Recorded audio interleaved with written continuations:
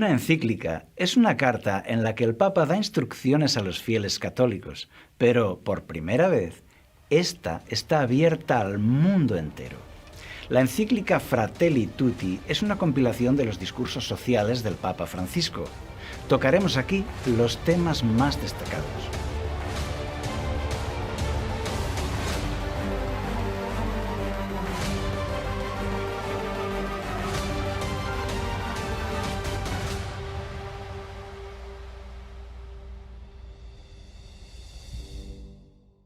Llama la atención el discurso marxista y humanista que hace aquí el Papa, que además propone la creación de un gobierno mundial con poder ejecutivo. Una encíclica donde la solución para el hombre ya no es el arrepentimiento ni la conversión, sino un nuevo orden mundial que eduque a todos en la igualdad y la concordia. La solución para el hombre ya no es la cruz de Cristo, sino la nueva cultura del encuentro y la solidaridad, y da igual cuál sea tu religión. Por eso, la encíclica Fratelli Tutti ha sido alabada por los enemigos del cristianismo, como los partidos de izquierda. Pedro Sánchez, presidente de España, la aplaude y la agradece. Alberto Garzón, ministro y comunista, Íñigo Errejón, etc. La gran logia masónica de España celebra que esos son los ideales masónicos.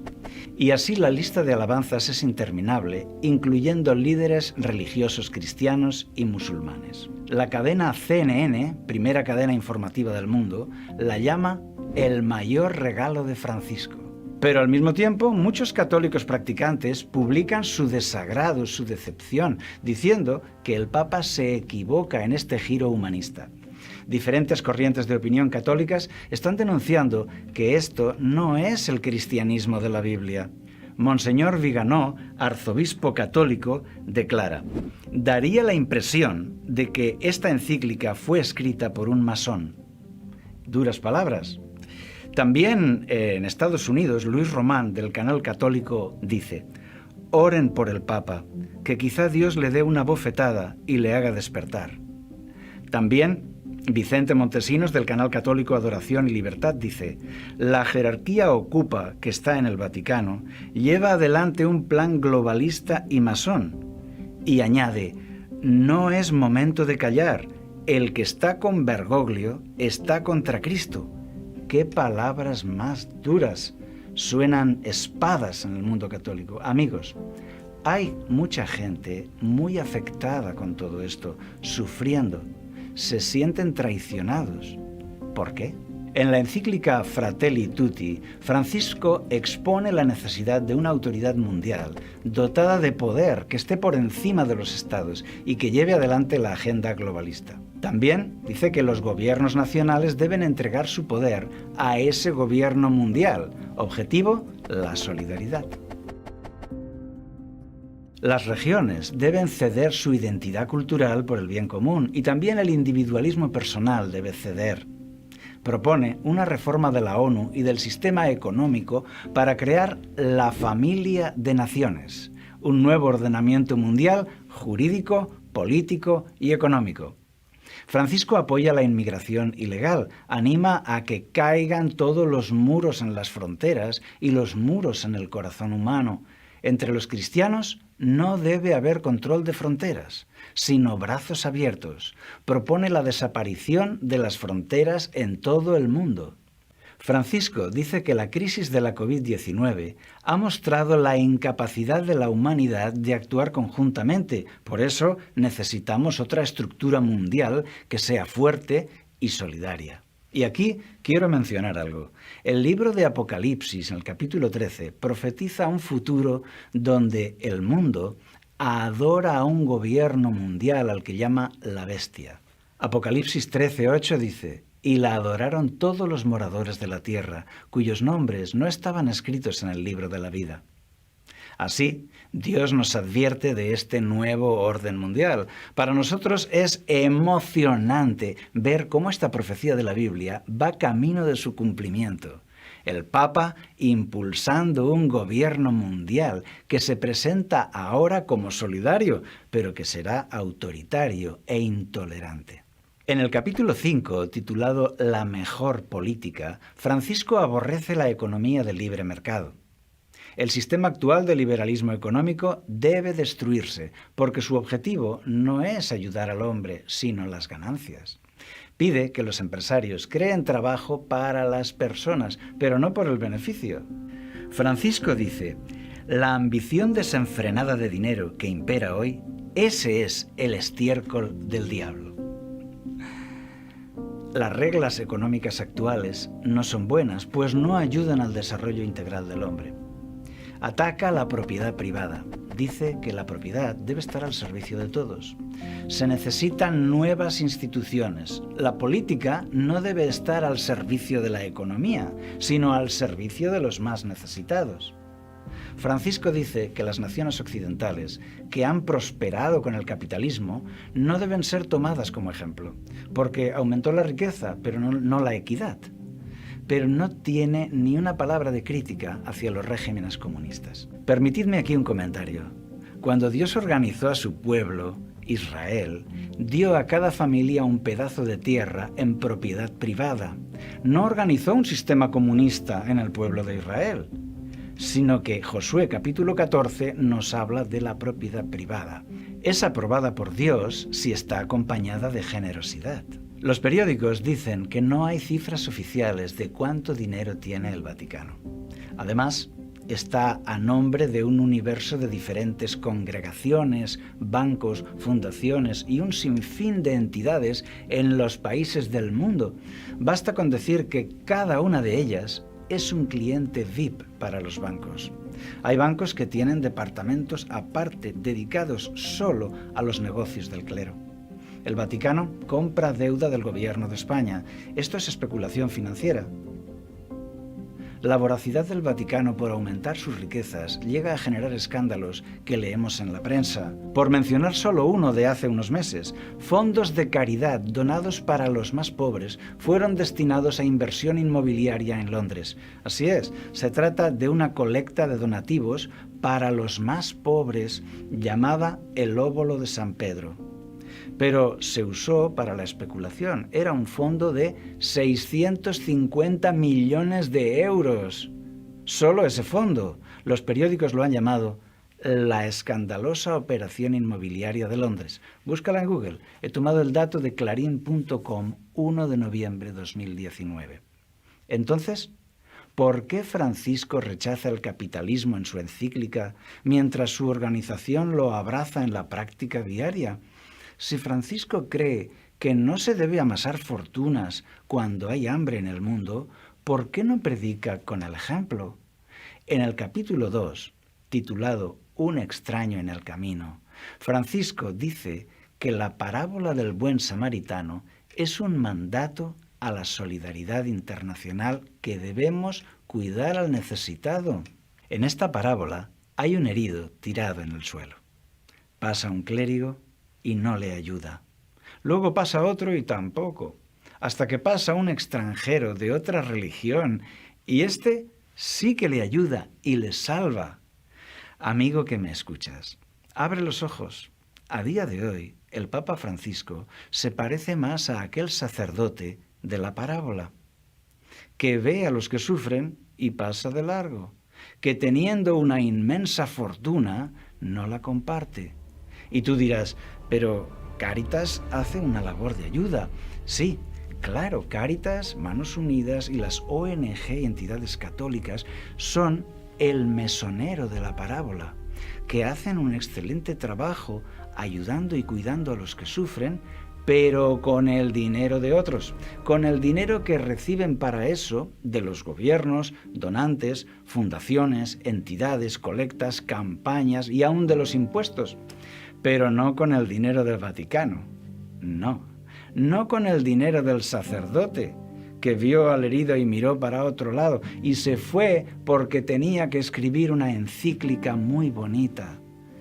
Hay gente maravillosa actuando. Ellos son el buen samaritano, y Dios está con ellos. Francisco dice que los activistas ecologistas son a menudo ridiculizados y despreciados. Hay que defenderlos.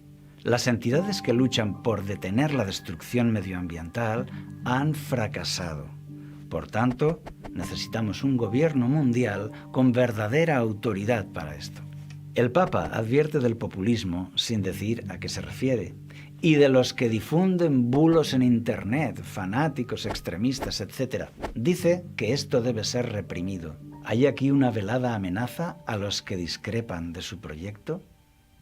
Quiero comentar que este llamado a la censura en Internet no cuadra con la gran tolerancia que muestra hacia las otras religiones. Aquí el Papa presenta a todas las religiones del mundo en un plano de igualdad. Esto es contrario a la Biblia, que nos invita a abandonar las religiones falsas para abrazar la verdad de Cristo. Pablo lo decía así: que de estas vanidades os convirtáis al Dios vivo. Hechos 14:15. En esto, el Papa abandona la Biblia para agradar a todos.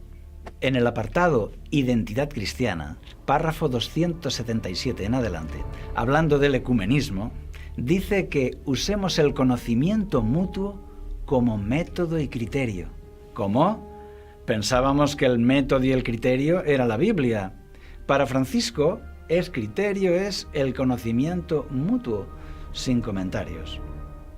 Y dice que valora con sincero respeto los preceptos y las doctrinas de todos.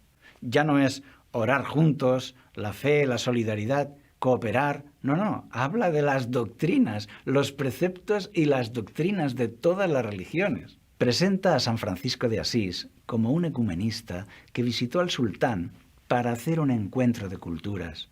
Pero eso es totalmente falso. Los cronistas escribieron que San Francisco trató con todas sus fuerzas de que el sultán se convirtiera en católico y dejara de ser musulmán. San Francisco no era ecuménico. Por eso, aún intelectuales católicos afirman: la falsificación que hace de San Francisco es vergonzosa. Esta encíclica menciona una larga lista de líderes de diferentes religiones que le han sido de inspiración, destacando el líder mundial de los musulmanes suníes, el gran imán Ahmed al-Tayeb, al que menciona al menos 5 veces. Francisco dice que todos somos hijos de Dios, hermanos unos de otros. Aquí quiero comentar que todos los hombres somos criaturas de Dios, pero en el sentido espiritual de ser hijos de Dios no es para todos. La Biblia enseña que con el arrepentimiento y la conversión somos hechos hijos de Dios por adopción. Romanos 8:15.